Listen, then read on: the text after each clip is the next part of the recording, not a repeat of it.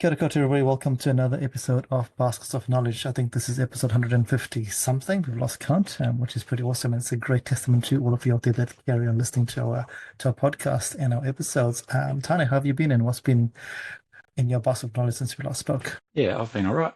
Adjusting to daylight savings, which is always a bit of a challenge, especially when, you're an active person like myself. You kind of lose all these sunlight hours. So definitely trying to adjust. But I think something I put into my basket of knowledge was actually, obviously the last couple of months I haven't been able to make every podcast for various reasons, but I actually went back and listened to the episode you done with Kate, and I think it's very inspiring just to, I guess, listen from the perspective of a listener. I think sometimes, we've been doing this for 2.5 years now, and I think sometimes it becomes very much, oh, this is just the norm, this is just what we want to do. But, to actually sit there, I just went for a walk around campus to listen to the episode, and it was really, it was awesome to hear what Kate had to say, but also to, take that different perspective, because I think sometimes, we're just sitting there, we enjoy having a conversation for an hour, but I guess it's nice to reflect on, what the listeners get. Awesome. Yeah, it's so true. Sometimes I listen back to the podcast and it's really hard when you listen back to yourself to try and take your voice away and just listen to the content. In my last week, I think I posted on LinkedIn today about one of the big learnings I have is about being comfortably numb. And this is actually something that came to me when I was doing my bootcamp stuff with Speakers Institute about being comfortably numb and where you just get comfortable with your life and it's nothing's going great, nothing's going bad, and you're just cruising with your life. And I think that's what I was doing over the last 15 years when I was in my last role. And also when I did the boot camp, I realized that actually, hey, I've been in this comfortable numb space where you're just cruising. And how many of us in life are just cruising because things are just okay, they're not bad, they're not good, they're just cruising. So it just got me thinking about a lot of things. So which is really cool. It's also a good segue and a good reason for our guest today. And the person that we have on our podcast today is someone that I have followed on LinkedIn for a while. Again, for those of you that listen to us regularly, I find people on LinkedIn because I think that's a great platform. It's someone that I've been watching from the shadows for a long time, and I thought they've been really inspirational and very inspiring, and the stuff they post about their lives and just how the impact they have in the world. And then I had the real honor of meeting them a few weeks ago at this boot camp and just watching their presence and seeing the one that brings to the room. It's really, really beautiful. And it's really beautiful and very privileged to have them on our podcast today. And I'd love to introduce and welcome Wyndi Tagi to our podcast. Welcome, Wyndi. Thank you so much. Thank you for having me. It was cool to meet you in person. Yeah, it's so different, right? It's so different from online to real life. Absolutely. Yeah, kia ora, Wyndi. I guess for people who know nothing about you, who is Wyndi today on the 8th of April, 2025? Oh gosh, who am I?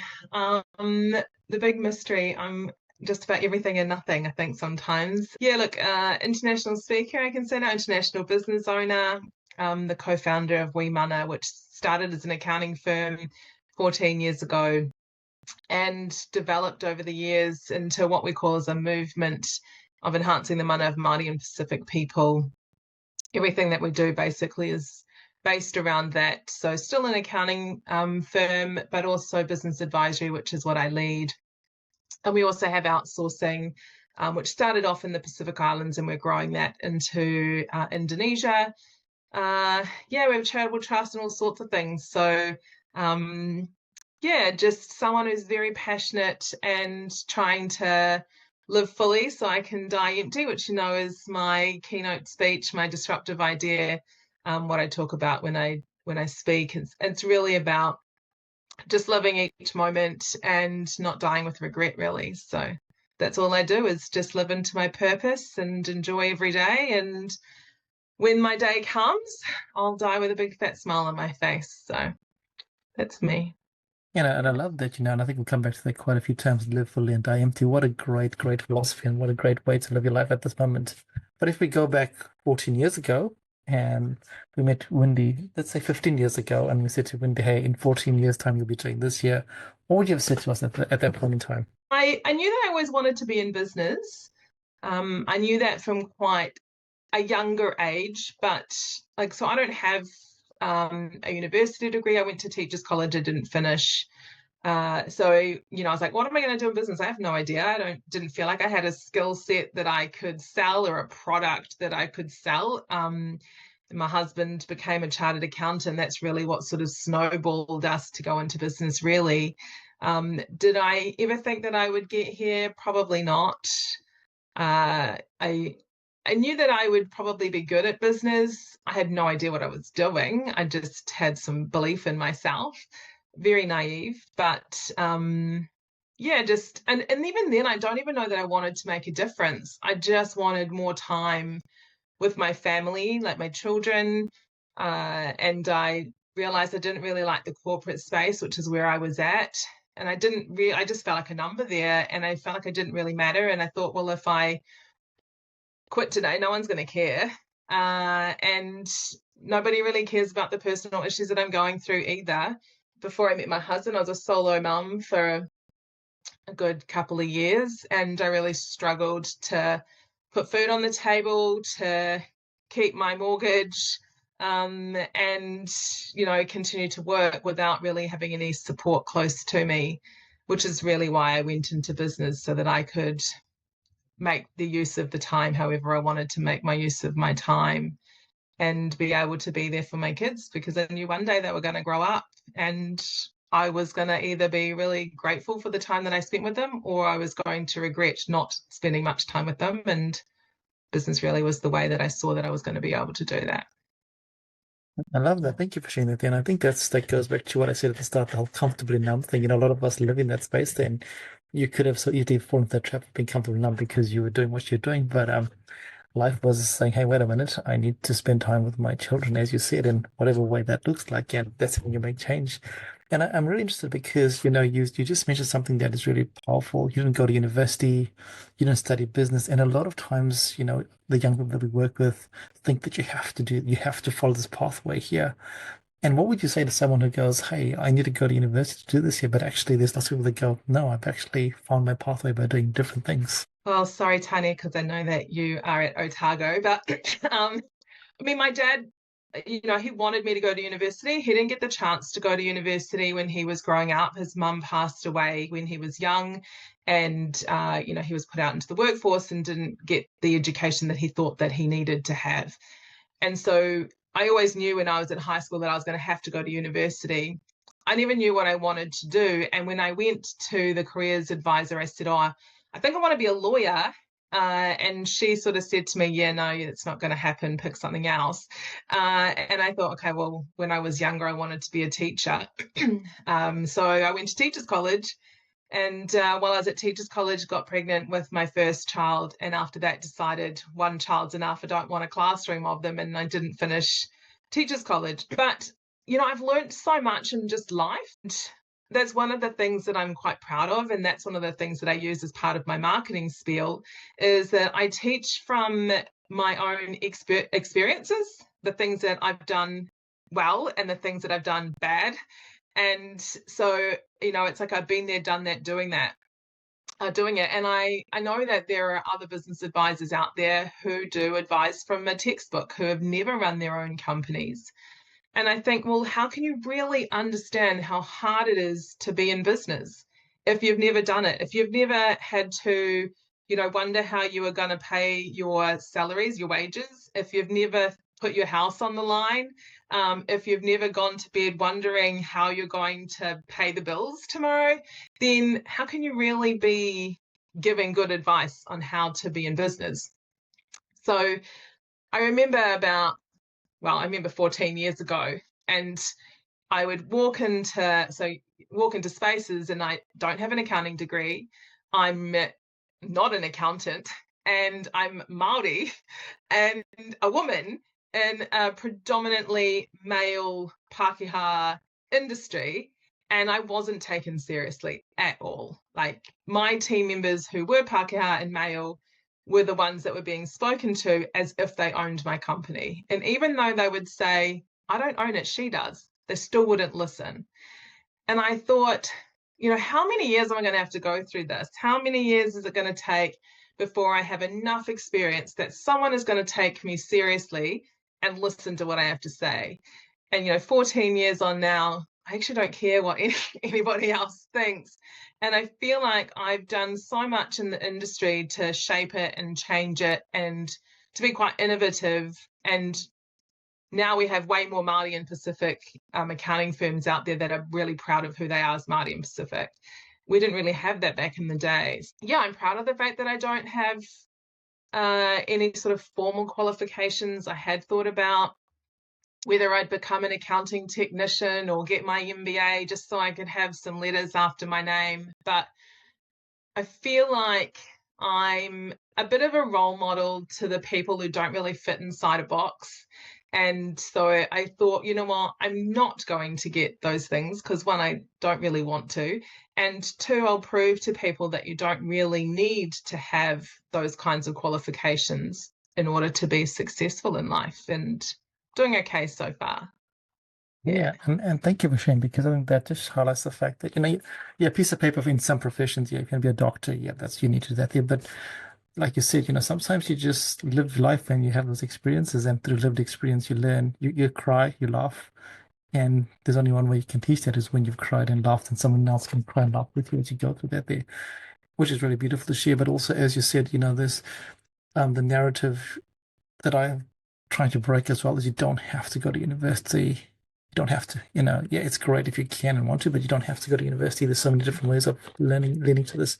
And also what you mentioned was the fact with Māori Pacifica, and Tani knows how passionate I am in that space there, trying to encourage Māori Pacifica to break that mold, to say, hey, this is a bit different. And Tani, you might want to jump in and talk about your experience as well as you navigated that as well.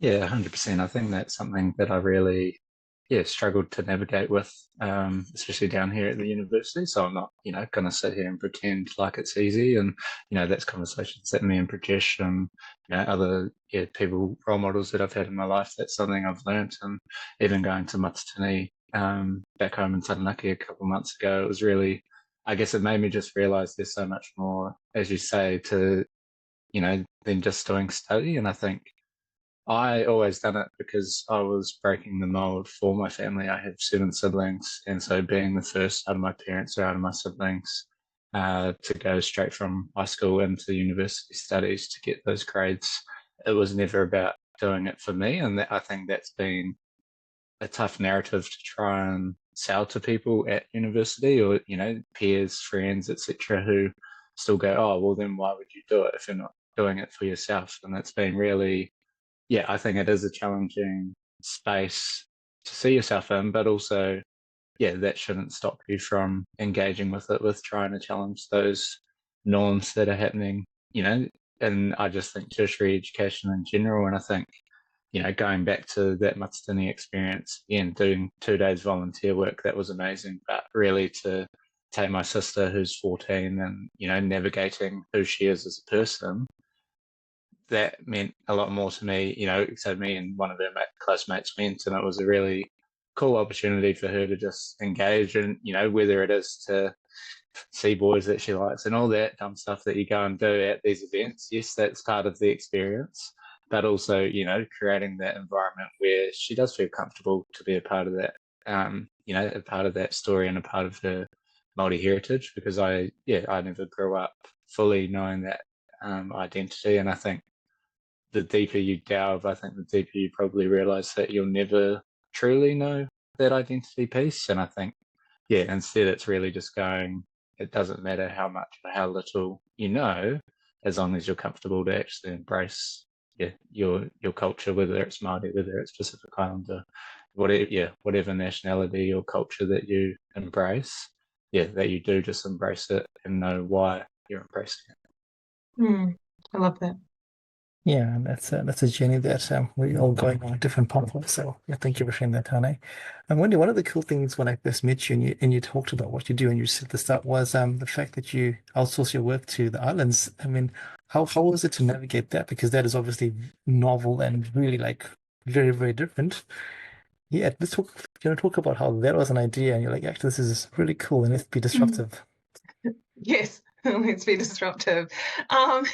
Yeah, look, the accounting industry has been outsourcing for a long, long time, and we were looking at what we could be doing in our own practice many years ago before COVID.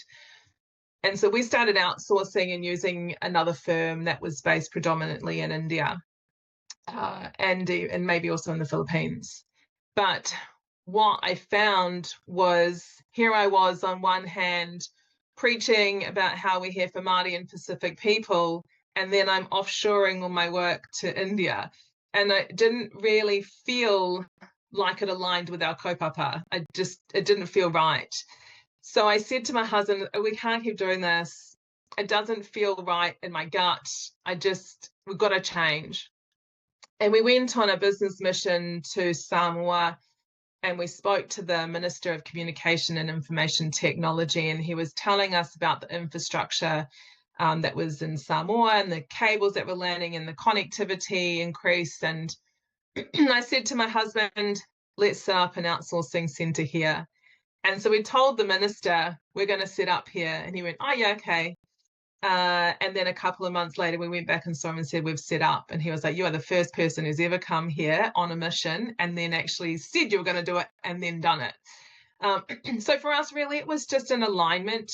My husband is Samoan, and we wanted to be able to give back to his country of origin, to his people. And it just made sense from a heart perspective.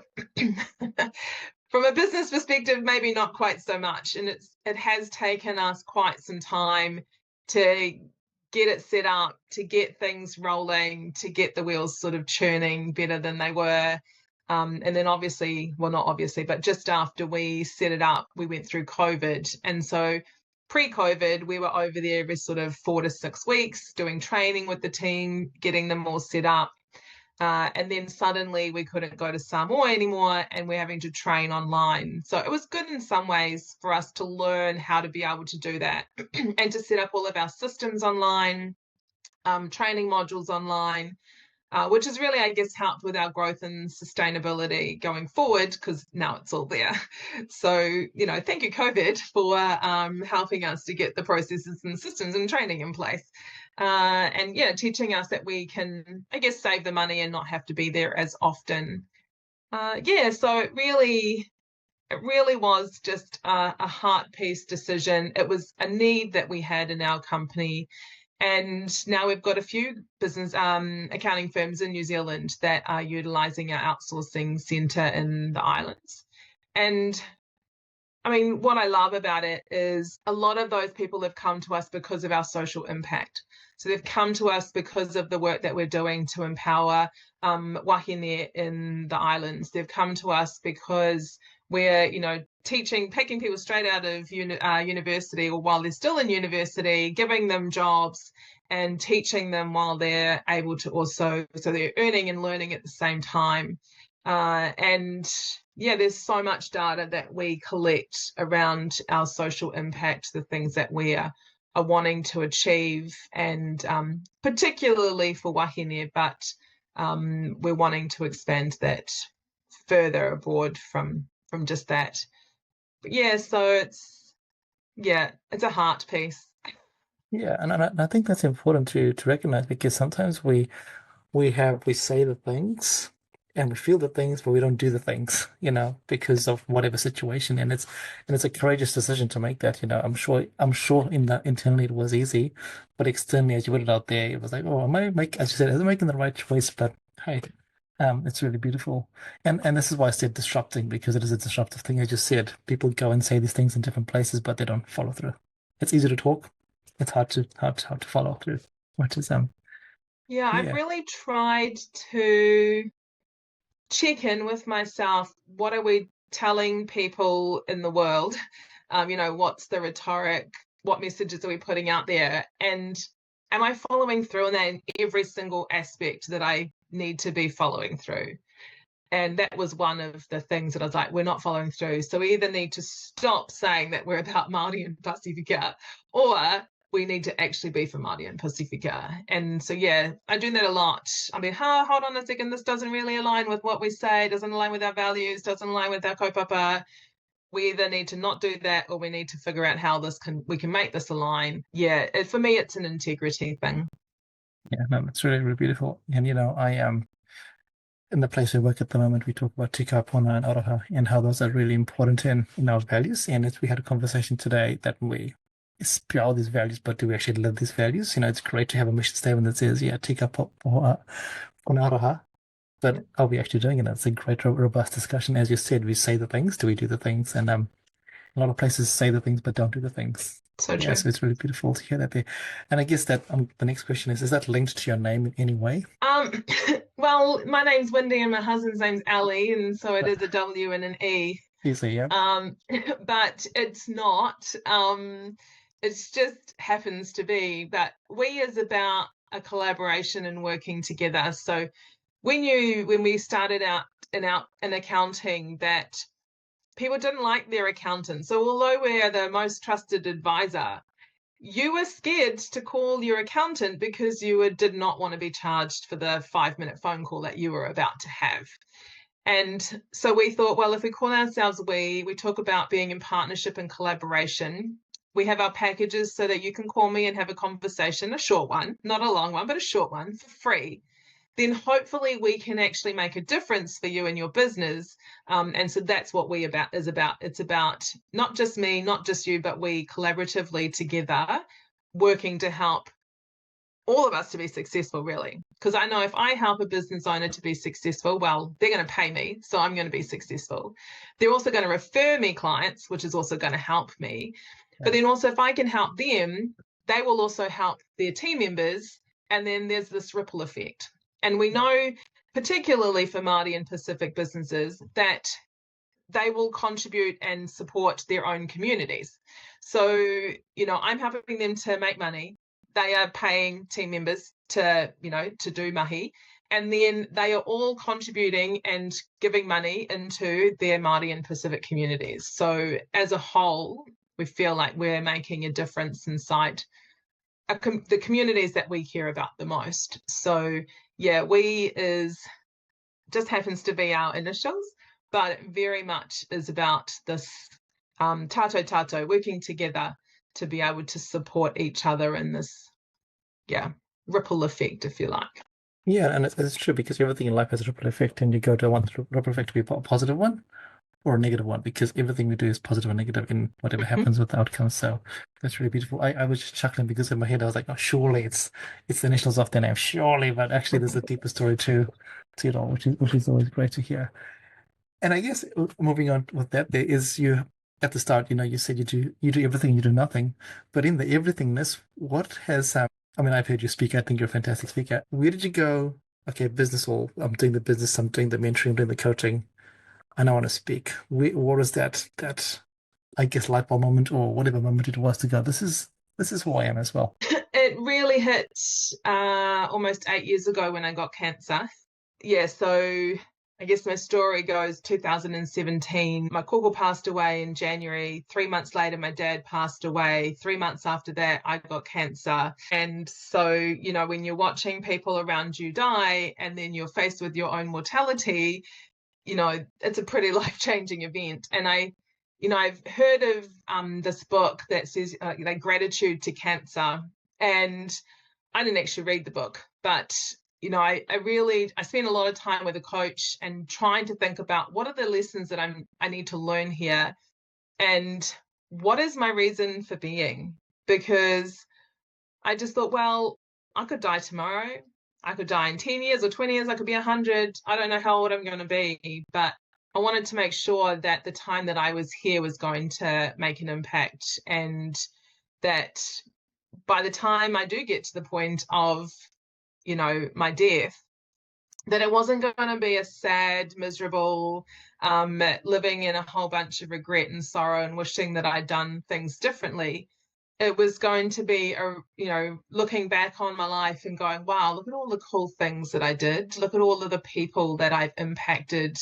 Look at the change that I've made, the legacy that I've left. Like, wow, what an awesome life. At whatever age that is, for me. So facing cancer, definitely the light bulb moment for me. And I think also what I learnt about cancer or any sort of disease is that disease is just dis and ease. So somehow my body ended up in dis-ease, and I needed to figure out what that dis-ease was. And I guess my philosophy is if I can stay out of dis-ease, then I might last a little longer than if I continue to keep my body in dis-ease. And so for me, living fully is part of me being, at ease. It's about, being happy in my cells and my body, regardless of the challenges that I'm facing, knowing that the challenges are on the way, not in the way. Hopefully that will help me to live a little longer than if I was to sit there and wallow or be angry or upset or sad about the fact that so I've had cancer 3 times now, and I don't dwell on it because I just think, well, it's happened for a reason. What did I need to learn, and how do I move on from this? Yeah. And Facing mortality will do that to you. I can only try and imagine that there. And I love your languaging there where you said challenges are on the way and not in the way. And this is interesting because I had a conversation the other day with somebody and my clients, and I said to them, happiness is not promised to everybody. You have to live your life in a way. You can't just expect happiness to come to you because we deserve it. I was like, I don't know. We don't. If you live a life like that, then you're never going to be happy because you're searching for it all the time. But as you said, when you live your life fully, you dictate what that looks like. And as you said, I just think in the languaging challenges, on versus in is really beautiful. Yeah. I don't believe that you can be happy all of the time. Yeah. And I think that you have to be sad and angry and frustrated so that you can enjoy the happiness. Yeah. And so I just think it's okay. It's okay to feel all of the feelings that we as humans feel. I just think don't sit there. Yeah. Don't sit there and stay there. Do what you need to do and then figure out what you need to do next. And I do feel that sometimes happiness is all about your mindset and your perceptions, because you can look at cancer, like I said before, from different angles, and somebody else, and I know other people who have had cancer and look at it very differently to how I do. Like, I have so much gratitude for having had cancer. It completely changed my life. I'm so much happier now than I was beforehand. Whereas, I do know other people who have had cancer who just felt like they'd been given this death wish and, all these sorts of things. And their life then completely changed afterwards and not necessarily for the better. So I think some of it is perception. You can be happy and grateful for different things that have happened to you. It's all a matter of perspective, I think. Always, as I like to say, mindfluence, just put it out there. Yes, mindfluence. It's the I had to put that in there, right? I had to put that in.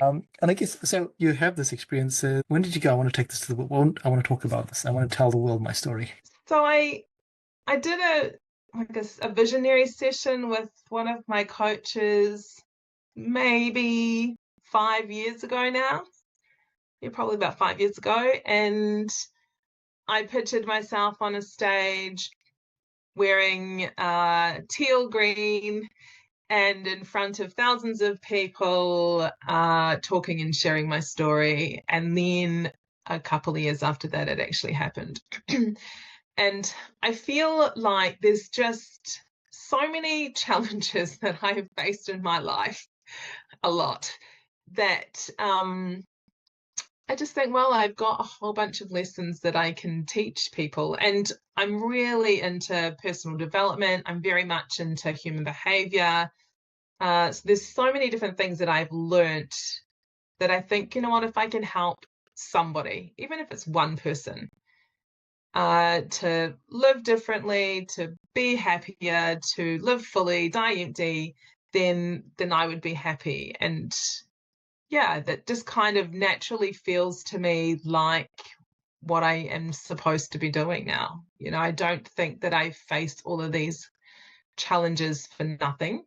And also, it's part of the reason why I got a mokokowai. So I was having dreams that my nana passed away when I was at intermediate, so beginning of Form 2, yeah, whatever that is for here now. And she was coming into my dreams. She came into my dreams for about 2 or 3 years before I actually got my mokokowai.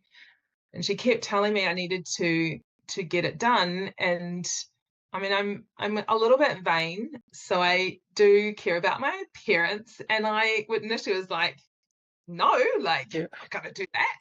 I haven't do that. And then it just got to a point where I couldn't continue to say no. And then I started to learn more about it.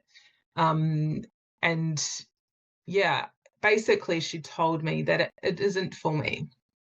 My mokokowai is for other people to recognize how proud I am to be Māori, and hopefully to help them to be proud of who they are, either as Māori or just as you are. Yeah. Because I've been able to stand on stages, not just in Aotearoa, but, you know, all around the world doing different things. That even when I'm like in America and I just walk down the road, people will stop me and they'll be, wow, that is so amazing. How cool is it that you're so, you know, connected to your culture, that you're so proud of who you are. I've had people from the LGBTQA plus community just come and tell me like how cool it is and I'm proud of who I am. So I think really it's just all part of my story about living fully, is just being fully accepting and appreciating of yourself and your own identity and being authentically true to you and living a life that's authentically true to you and not listening to society's pressures that they put upon us, or they're the stereotypes. Yeah. So it's, I think it just kind of, for me, is just the next step, I guess. Yeah, no, it's beautiful. And I'm noticing a thread that Tane said and that you said as well, that some things you do and it's not for you. I mean, it's hard to explain to other people, and you do these things and you go, actually, the impact that you're having is so greater than you as an individual. Yeah, so it's really beautiful that that ripple effect still happens, even though you don't know that it's happening. People see you, people hear you. Yeah, which is really, yeah, it's also right, you know, in a world where the rhetoric, especially currently with the rhetoric, is all over the place. So yeah, a big acknowledgement to the both of you for that as well. It's beautiful. The one thing I want to ask you though is you give. How do you look after yourself? What is, you know, you speak about living fully, but when you're not doing that there with the passion that you have for your people and yourself, how does Wyndi look after herself? Yeah, I do believe that if you're living in your purpose, then you are giving to yourself. When I do the things that I love, it fully gives me energy. Like, I just love it. It lights me up. I think there's this whole thing around working too hard and work-life balance. I actually don't believe in work-life balance. I believe in work-life integration. I think if you really love what you are doing and you're doing that more than 8 hours a day, but it gives you energy and lights your fire, then do it, you know? And yeah, so I just choose the things that I want to do, that I know give me energy, that I know fit inside my priorities in life and where I want to go, that fits the kaupapa that I'm trying to achieve. And I continue to gain energy from that. It's when we live outside of ourselves that we struggle and end up in depression or anxiety or low energy. And then we need sort of a break. So, I mean, I love to travel. So anytime I get a chance to get paid to travel somewhere and do some of the work that I love, then I'm just ticking all the boxes and I'm loving it. And if I can take my family with me too, then even better. So yeah, just understanding energy, understanding what I love, understanding what lights me up, weaving those things into my life. And then I have some really good friends and an amazing husband who, when I just need a hug, or I need someone to be a little honest with me, or I need to vent, because sometimes I need to vent, then I have people that I trust around me to be able to do those things. And I'm very cautious about who I will share what with, because not everybody is here to support you. Yeah, and I'm so glad you said that, because there's this philosophy everyone's that help is like, I don't believe in that. There's people in the world that don't want to see you be successful, and that's just the way the world is, and we have to remember that there. And as you said, it's about quality, not quantity. But one word I love that you use was the word energy. We speak about being tired and work-life balance, but if your energy is up and the mahi that you're doing is getting the energy up, then you're in the right space. But if you're in a space where the energy is being drained, and I had this conversation with a teammate today saying, when you come to work, do you feel energized or not? And she was like, no. It's like, you're in the wrong place. You're 100. You shouldn't be coming to work. You can wake up in the morning going, what am I doing here? That's not the right place for you. And I think a lot of people don't do that. You're right. They don't have that honest conversation. So I'm really glad you used that word there. I've literally managed people out of my business purely through that.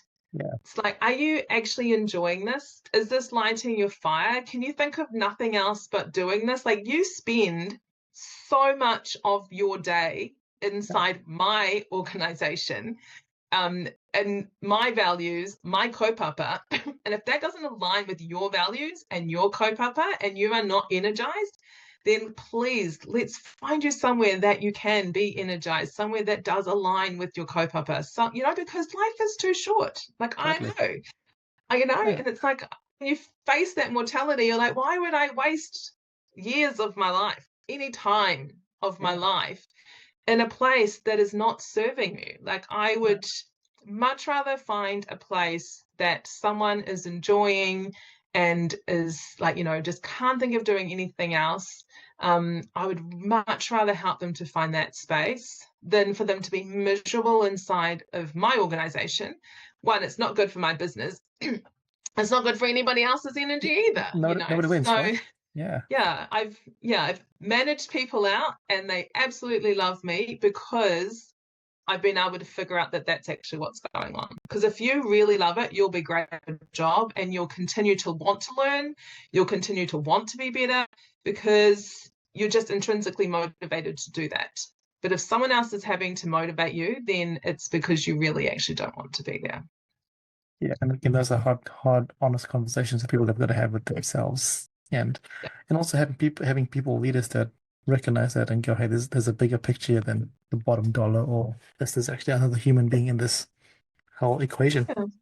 And if we get that sometimes, we're just humans, and as long as we look at it from that human factor, and I really do it from a place of love. Like, it's like, I really love you enough to tell you that you need to find somewhere else for you, otherwise I'm gonna put you through a performance improvement plan because you're never gonna want to do it, and you're just not gonna do it. So yes, if you need to feed your family, I get it, but let's find you a way to feed your family doing something that is way more enjoyable for you than slogging it out here every day. Yeah, no, that's so true. That's so true. If you feed your family while you're feeding your soul, I mean, that's win-win. Everybody wins. Absolutely, because that's the other thing. Like, one of our values that we is te whare tapawha, or we call it te whare taparima. So we see people as holistic. You're not just one thing. And one of the parts of it is about hauora ki te kāinga me tō mahi, so wellness at home and at work. If you are well at work, then you will go home and you will be well, and then you can to your family and your children or whatever. But I would hate to be the reason that you go home miserable every day. I don't want your husband or your wife or your children to experience somebody who is not 100% because of me. Yeah. And so it's so important that we recognize that there are so many facets of who we are, and that it all contributes and clashes. That's why you can't have work-life balance. It is an integration. It all weaves in together. And so I do think that it's also my duty to make sure that my team are well and happy inside of their 9 to 5, because I want them to go home and be happy, because, it's all intertwined. It is all intertwined, the philosophy of works is at home and works is at work and home is at home doesn't actually work. That philosophy goes out the window. It doesn't work. And really trying to do that, things just start going really, really wrong very, very quickly. You said you love traveling and you love speaking on stages. Is there a place in the world that has a special place in your heart?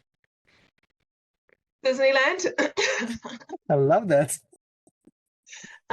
Which one though? I prefer the one in Anaheim. Yeah. I've only been to the one in Paris, and I've been to Anaheim, obviously, and Orlando. I haven't been to Hong Kong yet, or any of the others. But yeah, look, I've spent a lot of time there. At one stage, we were going there every year. My son is 13. Yeah.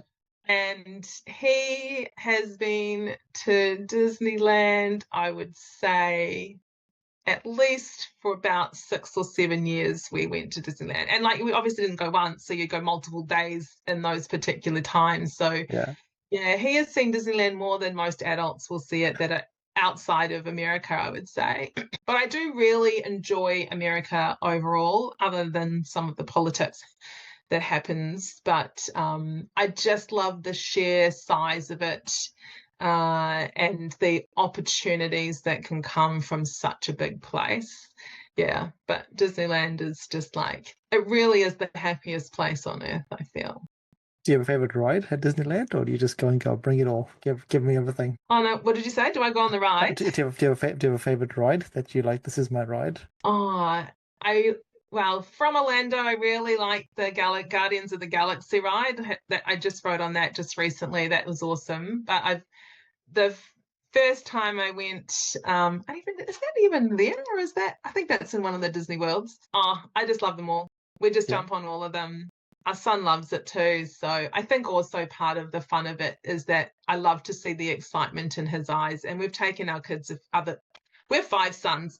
So our youngest has been the most, but the others have all been a few times too. And just watching how excited they are is also really exciting for me as a parent. But just give it all to me. I love it all. Even just the atmosphere is cool. Oh, amazing. Yeah, it just reminds me of the first time I went to a theme park in the United Kingdom when I was 12 years old, and I was just like, what is going on here? I grew up in Africa and we didn't have these things, and I was like, what is going on here? So I can totally imagine and what that feels like. Rainbow Inn doesn't really cut it, but that's okay. That's okay. It does make it a bit sad that when you go to Rainbow Inn, you're kind of like, oh, yeah, okay. And even sometimes when we go over to the Gold Coast, some of them we're kind of like, oh, it's not quite Disneyland, but then we're just like, oh, well, we should just be grateful we've been to Disneyland, really. That's right. That sounds a pretty awesome experience. Tanya, any questions for Wyndi? Yeah, probably. Probably one question I have is and we've probably touched on it in parts, but how do you stay grounded? You've discussed how you've started this business, you've got 5 sons, you've got, you're doing all of these amazing things, but how do you stay grounded and I guess connected to your whānau and your Māori culture as well, especially as you say, going, globally now? How do you find that opportunity to stay grounded in it all? Whānau is one of my highest priorities, and so is my culture. I feel like even just walking around with my face tattooed is enough to keep me connected to who I am as a Māori. Although I do forget that I have it, I am often reminded. I guess I'm interested still in it too. I'm still in a learning phase. I'm not fluent in Te Reo Māori. I have done classes. I just finished doing a mana ora class with Te Wānanga o Takiora, Te Wānanga o Aotearoa, sorry. And, the lady said to me, why are you doing this course? You've already got a very successful international business. So the mana ora program is a business program. It's kind of a start from scratch, but it weaves in te ao Māori. And I said, I'm doing this for the te ao Māori perspective. I'm not doing it necessarily for the business stuff, because yes, I know all of this. But I really am interested in how I can continue to weave who I am as Māori and also who my husband is a Samoan into the way that we do business, and what what did our ancestors do? What are some of the frameworks that we could be utilizing instead of just using westernized models? So I feel like it just weaves into what I'm passionate about and do. And even my my keynote speech, like I started off with a small part of the karanga, just to, and so I try to even bring that into as much te reo Māori as they can, and concepts. And so now what I'm doing to flesh out my keynote is to really go deeper into some of the models and some of the concepts and how that relates back to living fully and dying empty and running workshops that also integrate those sorts of things. So that's how I kind of, I guess, keep connected to who I am as Māori. And then how do I stay grounded? Well, when you have to come home and cook for your kids and then clean up after them, and they won't even listen to you or your business advice, even though you get paid a lot of money to advise other people, it's a good reminder. It's a humble. It's like, okay, you're not as cool as you think you are, Mum. They'll listen to other people. So that definitely keeps you grounded when you're having to still do dishes and clean the house. And, I make my kids lunch. Like, they don't care who I am. Yeah. Or what I do. I'm just Mum. Just do what you're told, Mum. Yeah. That's the best bit, right? You're a mum, and this is it. You're not, a business woman. Hey, we don't really care about that. No, and all they, I mean, they're cool kids. None of them want to take over any of my businesses. They all have their own passions and loves, and we just try to support them in all that they are doing. And yeah, they'll keep me grounded, tell you. There's nothing more grounding than washing dishes and making lunch, I guess. It's just real, right? It's so real. Yeah, you walk down there and you're like, the kids didn't do the dishes. And you're like, oh gosh, here you are packing the dishwasher.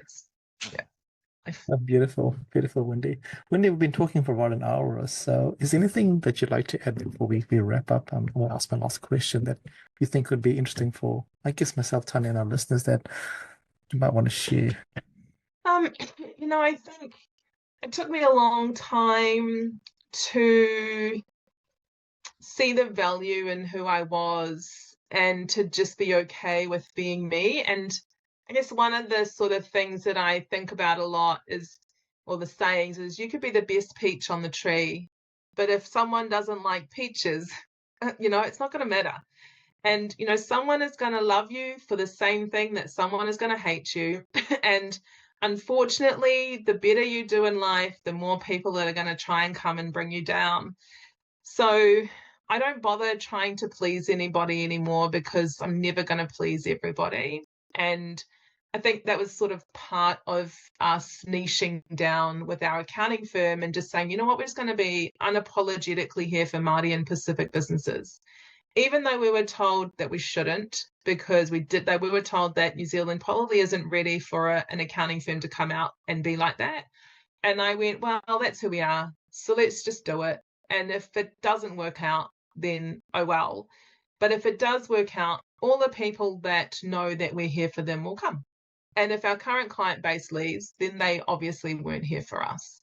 And we didn't lose any clients. And in fact, now we get way more clients because they just know what we're here for. So, the right people will surround you, they will support you.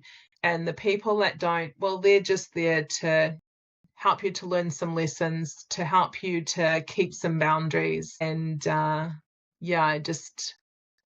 love the fact that I'm way more unapologetic now than I used to be. Yeah, just completely love and appreciate myself for who I am. But I'm always learning. Like, I'm massive on personal development. I always think that I can do something better. Even if I've done a good job, I think, what could I have done better? What will I do differently next time? So I'm constantly learning and growing. And I think that that's also part of my responsibility as a role model, as a coach, is that I need to be constantly, setting an example, if you like.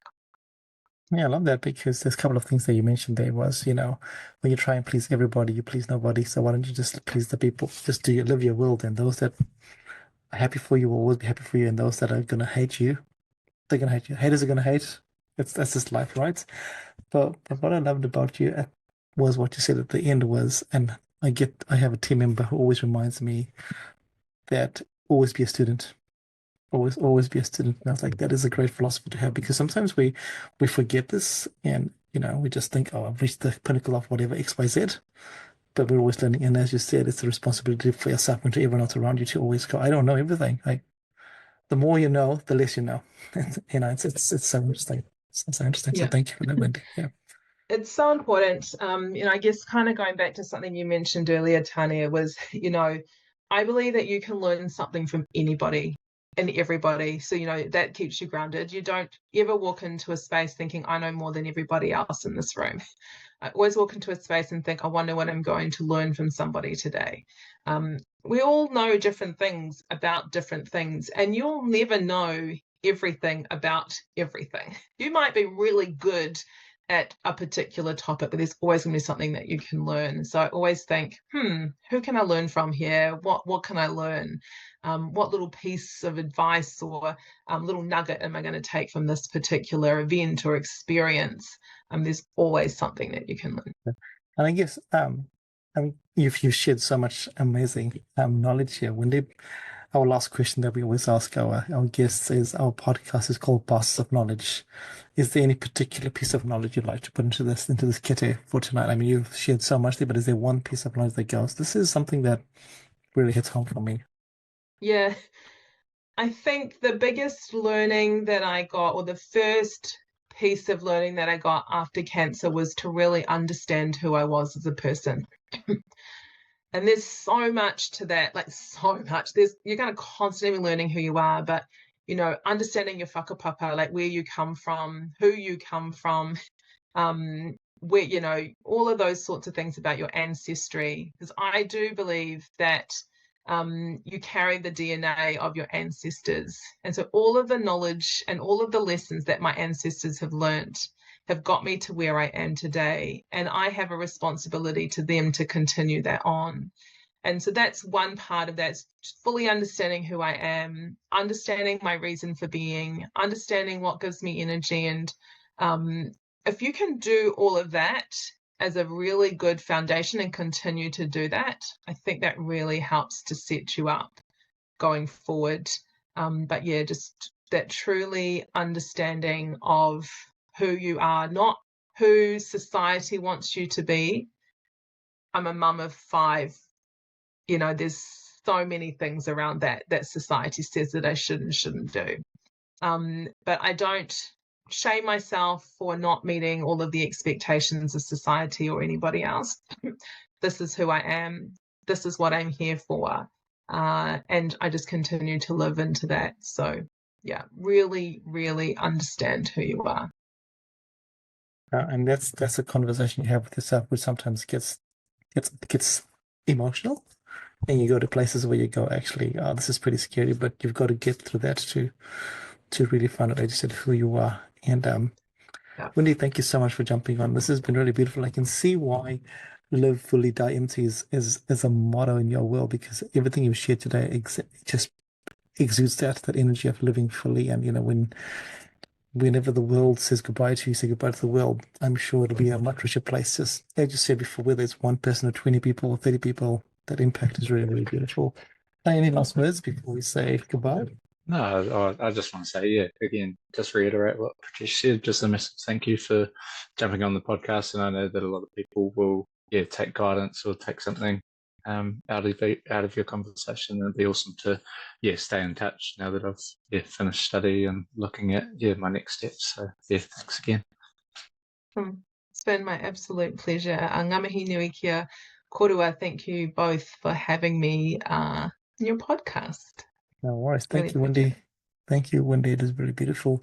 To our listeners out there, thank you so much for listening in. If you haven't learned anything today, it's because you fell asleep when you were listening to the podcast. Go back and listen again, and let us know what you think. To our new listeners, thank you for joining us. And the most important thing, as we always say, is over the next few days, don't forget to find a reason to smile. Don't forget to put something into your box of knowledge, and just remember the world is a better place for you in there. So thank you. Until next time, ka kite everybody.